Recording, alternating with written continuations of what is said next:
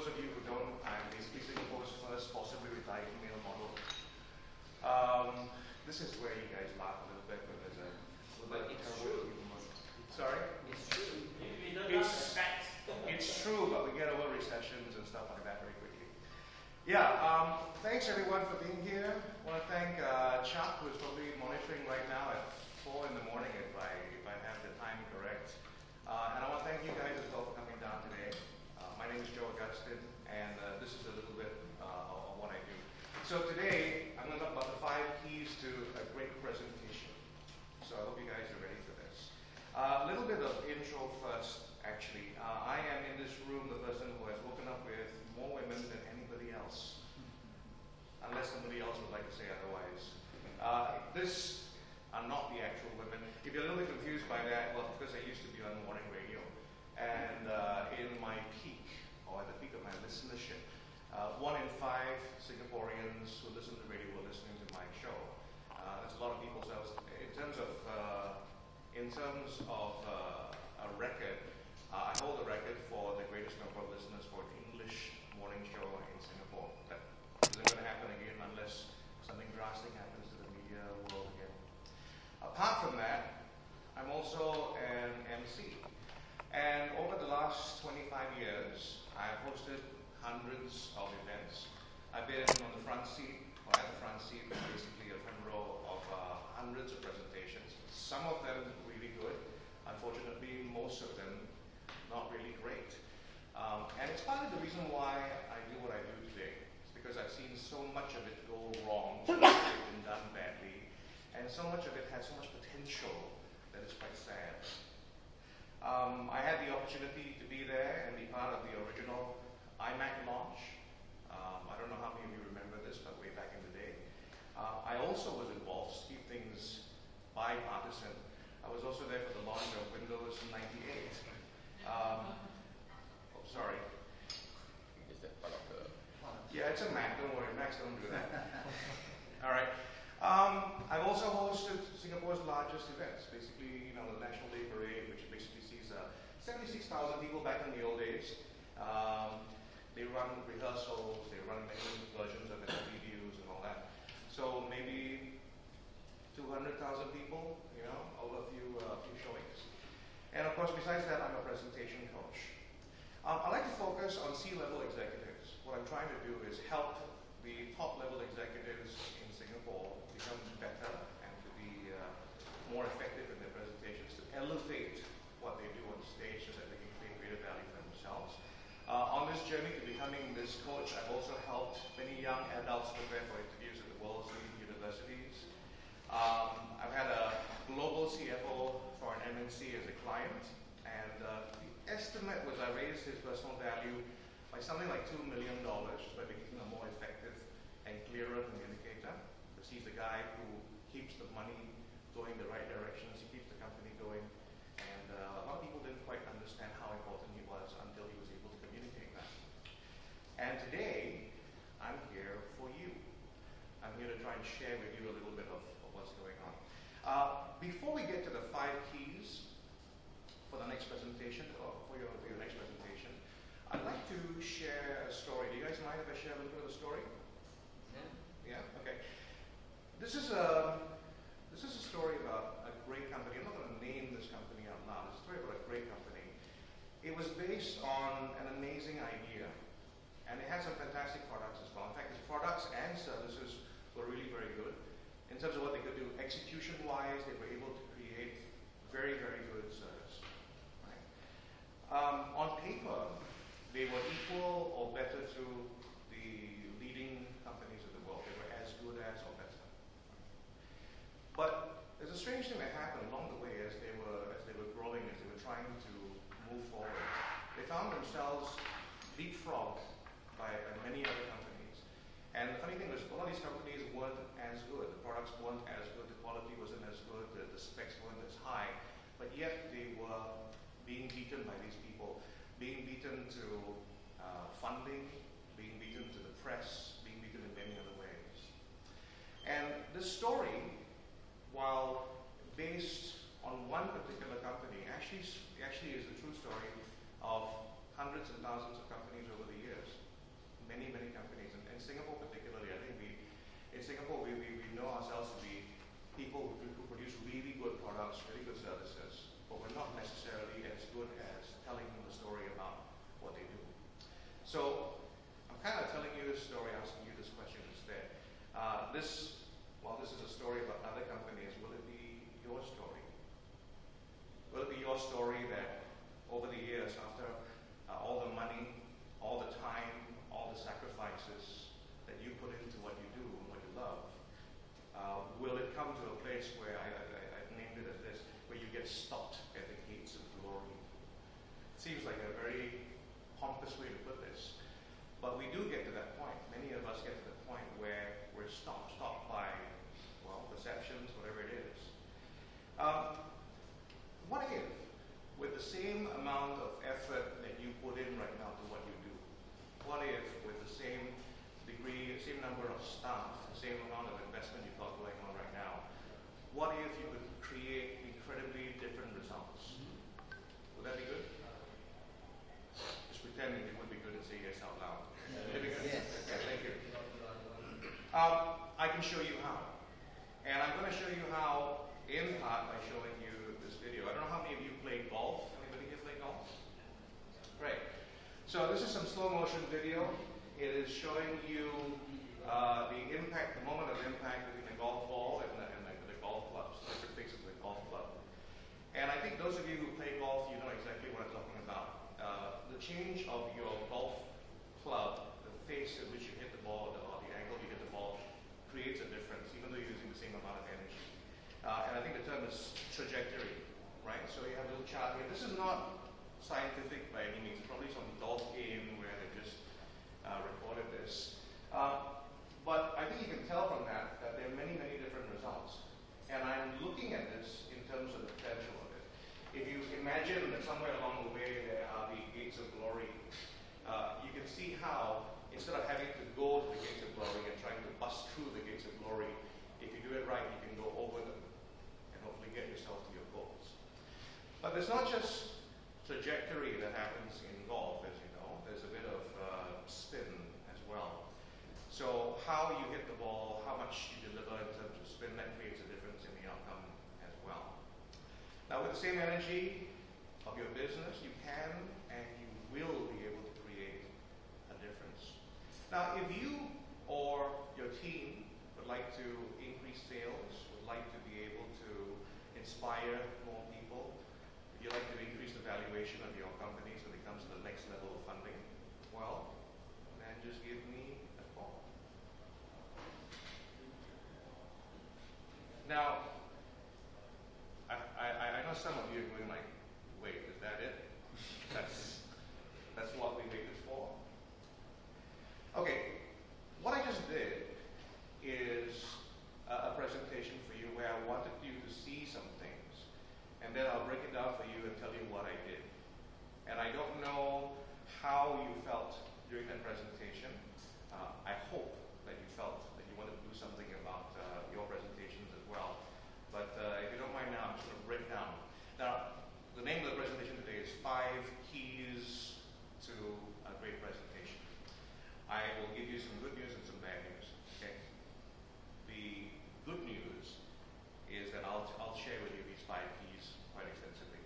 The bad news is there are many more keys, and I hold them close to myself. But with these 5 keys, you're going to have some fun with it already. What I like to do when I talk about presentations and how I teach presentations is this. You don't have to use every single thing that I teach you, but if you use one of them at a time, or 2 of them, or more of them, you put them together, you're going to have a better result. You're going to change the trajectory of your business. You are going to be able to add more spin, if you like. Okay? Hopefully spin in the right direction. We know that goes in the wrong way as well. So, are you all set for the 5 keys for the day? Yeah. Okay, cool. Always love these. Silicon Valley guy with thumbs up at the back. The first was, or is, the warm welcome. Now, I kind of sabotaged myself by being a bit late. Usually what I should do is go around saying hi to everybody beforehand. But I think you notice I spent a bit of time time at the start of it as well, just trying to be friendly with you guys, welcoming you, thanking you for your time, thanking Chuck. I'm actually talking to a phone right now. That's really good. You know, you do all that kind of stuff.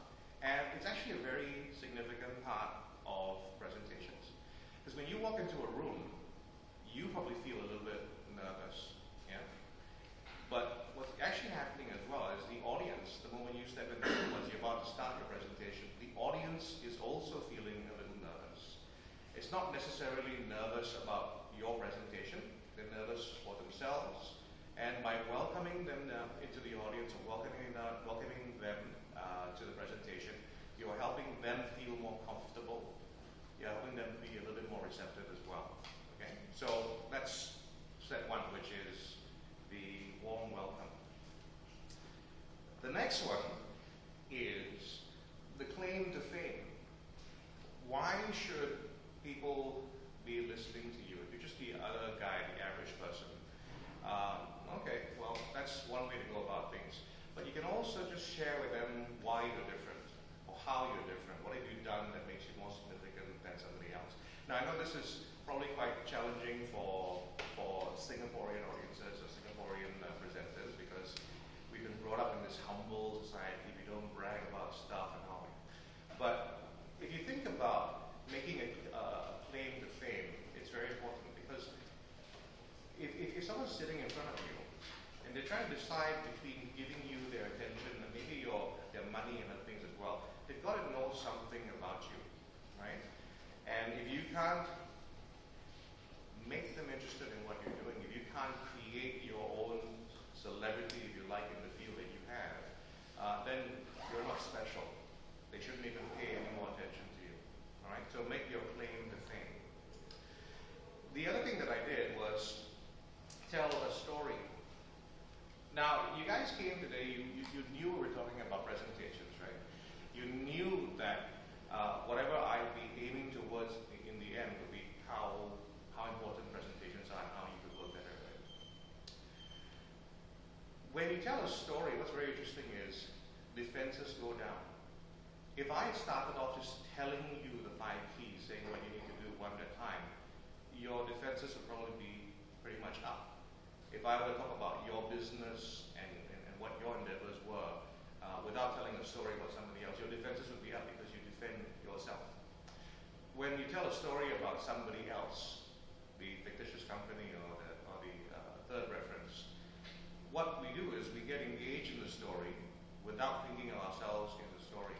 And I don't know if that moment happened for you early or maybe later on, but as I was telling that story about the company and all the things they go through, the struggles, somewhere along the way I think you saw yourselves in the story.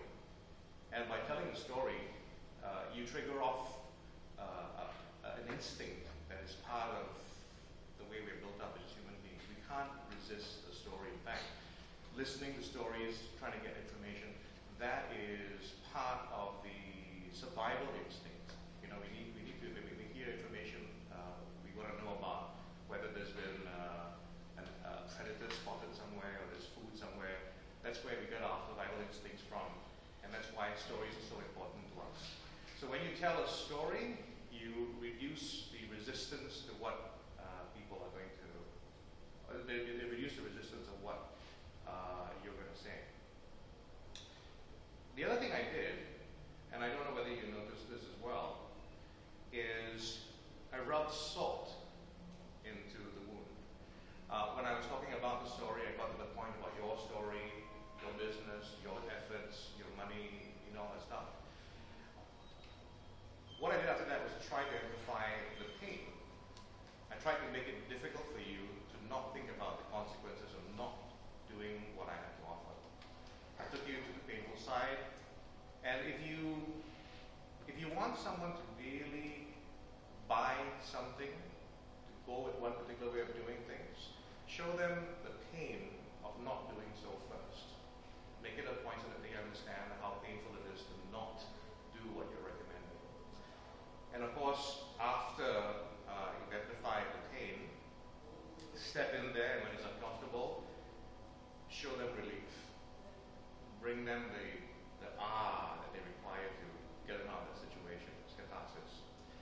So 5 Ps, the great presentation, as a note, you've got the warm welcome, bring everybody in, make sure you got a claim to fame, tell a story, then after that, highlight the problem, rub salt to the wound, and at the very end, bring some relief to it. Now, I'm going to admit to you something. I actually have a full day training class which I normally derive from, and I will use parts of that when I do different talks. When I was, well, first of all, approached to do this, and then when I said yes, I said I'd do something completely brand new. I will admit to it that I only recently, very recently finished up this presentation and didn't fully time it. So while I've been given a half an hour slot, I'm actually coming to the last slide, which is for questions. So if you'd like, anybody has any questions about what I said, or we'd like to get a discussion going about some of the things we talked about? Yeah. The claim to frame that you want to sell yourself as a different shape from other people, how does it fit into the Asian volume?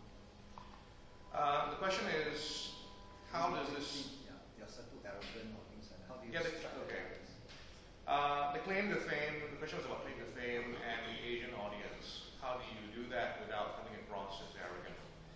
I think there's a difference between overextending how great you are and just stating the things that you're good for, that you're incapable of. And when you talk about your achievements, you can talk about them just as a spec sheet, right? And you can just say, we did this, we did this, we did this, we did this. Or you can also add in something to take the description of how they perceive you, and you manage that.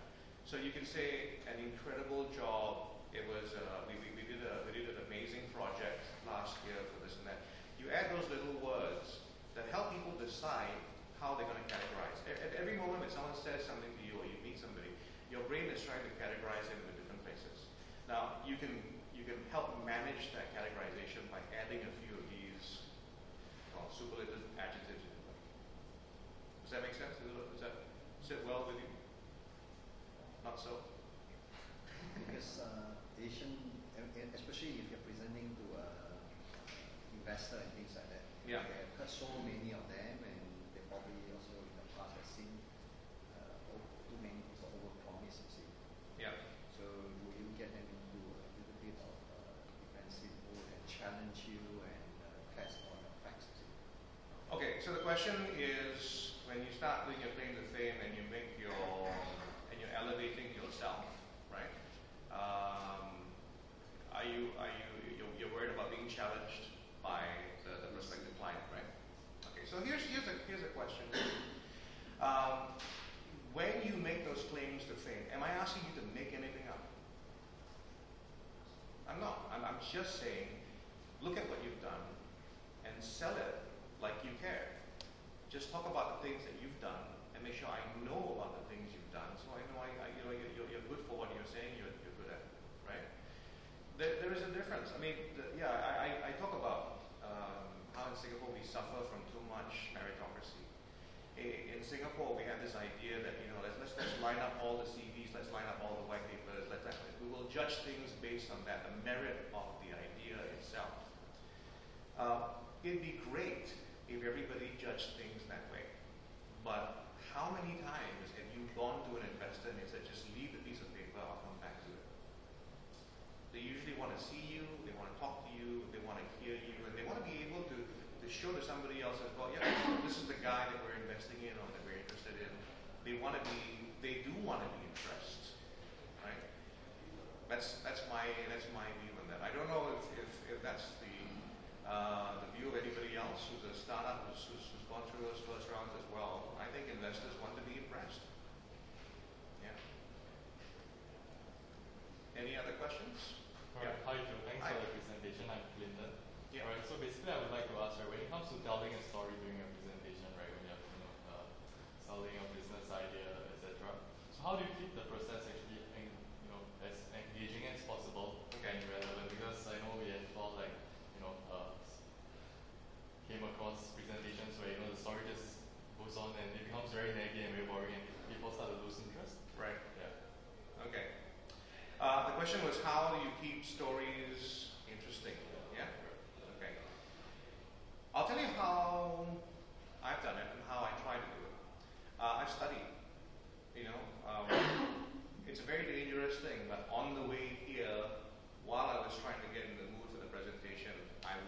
listening to the West Wing, and the West Wing TV series.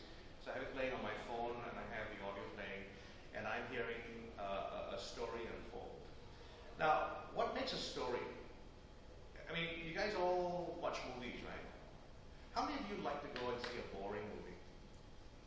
Maybe you look at a movie and you go like, wow, this is really boring. We must go and see this, right?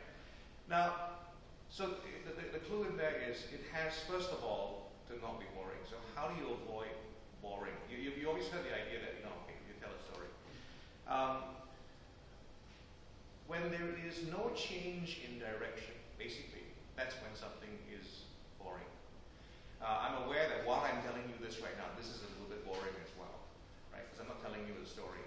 But Robert McKee, who is one of the script doctors, in his class about writing plays and Aaron Sorkin, all these people that I study from, they talk about the simple idea.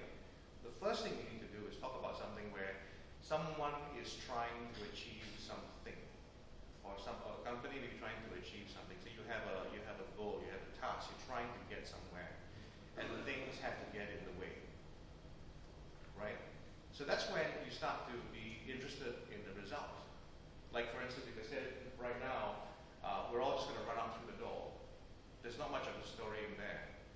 But if I say a fire is broken out on that side of the building, and we have to run out through the door, we get to the door and it's locked. You hear how that's something that's getting in the way of what's happening, and that makes you interested to see what's going to happen next. So storytelling is an art. It's not that difficult. It's not a dark art, but it's something you have to spend some time and some effort learning to do. You can start with the basics. I think there's go and check out what Aristotle said. Aristotle probably has the original text on how to tell a story in drama. And now because of the way the internet works, there's probably a 2-minute video that tells you how that's supposed to work. Start there. And then go on to other things. Learn by watching TV shows, watching movies, watching great presentations, and being aware of where these twists and turns are coming. And then you start to get better at it. Yeah. Thank you. A few more minutes. Anybody?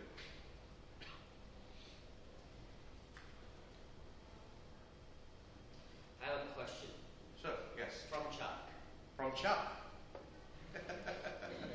He would like to know, how do you manage stage fright when you get up on the stage?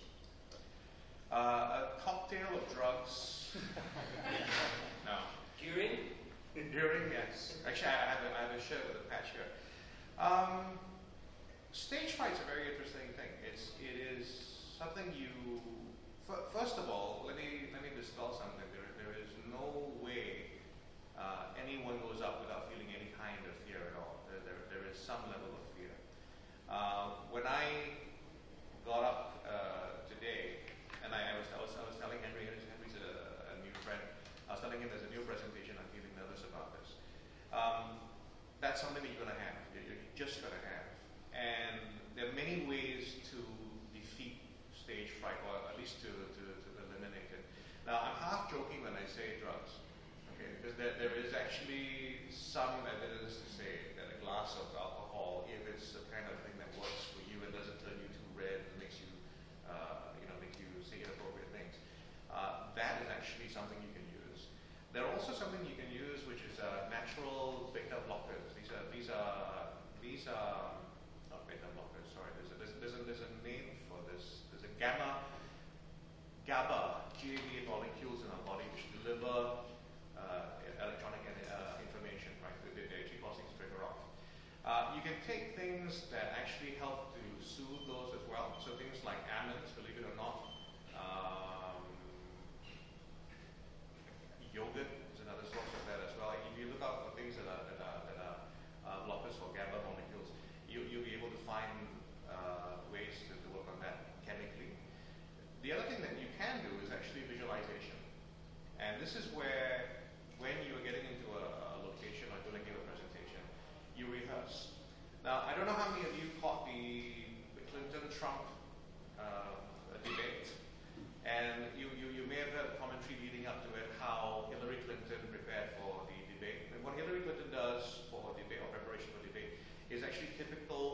most candidates when they are getting ready for it, which is they'll have as much of a simulation of the actual location done up, and the really good ones, they rehearse at the same time of the day as well, so that you get the feel of everything. You gotta get the familiarity going on. So familiarity is definitely something that's gonna help you.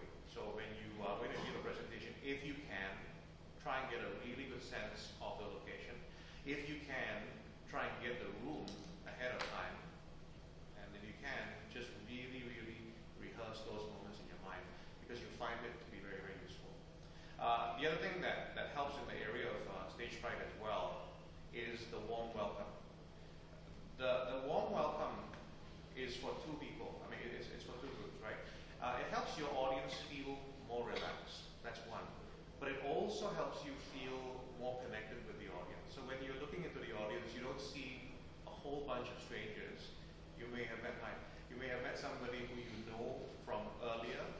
You've had some kind of conversation about, maybe you know about why they're here, that sort of thing, and you have more of a connection with them, and that also reduces the amount of stress that you have. I hope that's enough for Chuck. Check. We'll check the Chuck. He says good. Great. Okay, we have time for one more question. Who wants to just fill up the time with that? Anybody? Yeah. Joe. So you're presenting your story and everything, and you realize or you notice that the room is disengaged. Isn't engaged? It's disengaged, right? Yes. So what do you do, right? Do you continue as if nothing's going on, or how do you get them back? Right. This might be a true story about the current moment, right? It's like that. Yeah. It's really very difficult at that particular point. I mean, the honest truth is, if you are, it depends on the situation as well. I mean, it is your people. It's an internal presentation. You can always change the state. You can always just say, "Listen, guys, we need to stand up and do something. We can do something else to change the path." The way you avoid that is you've got to prepare. And when you prepare, you've got to test it for those elements, like, for instance, the twists and turns. One of the things that I'm always very careful about when I do my presentations and slides is I always try to stay ahead of the audience just a little bit, so that as I introduce something or as I'm talking about some idea, I'm just a few moments ahead of you. So I create a little gap in that moment before I reveal what it is. And the audience just tries to figure out what's going on. It's one of those things, you just can't help yourself. Everybody, when you see a puzzle, you have to try to sort out the puzzle, right? So if you can communicate that and make sure that those puzzles get across, people are more likely to stay with you for the most time, for most of the time.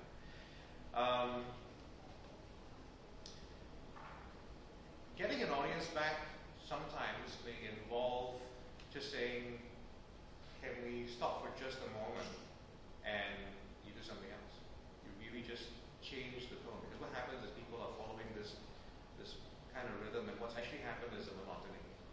People have maybe heard the same thing before, same ideas, and they kind of expect what's going on. And if you want to kind of create a bit of a jolt, then you literally just take yourself out of the program for just a moment. Yeah. I could bring out some cards, maybe, to do a card trick. I'm not sure. All right, so that's the end of my time. Question. Yes. From across the continent, there From is a question from Chuck. Yeah. Another one. He said that, when you first get up to the stage, Yeah. so you talk about, you're a little bit nervous, right? Yeah. So how do you manage the stage right after that? We did. Ask already. Ask. Really? Well, it just came to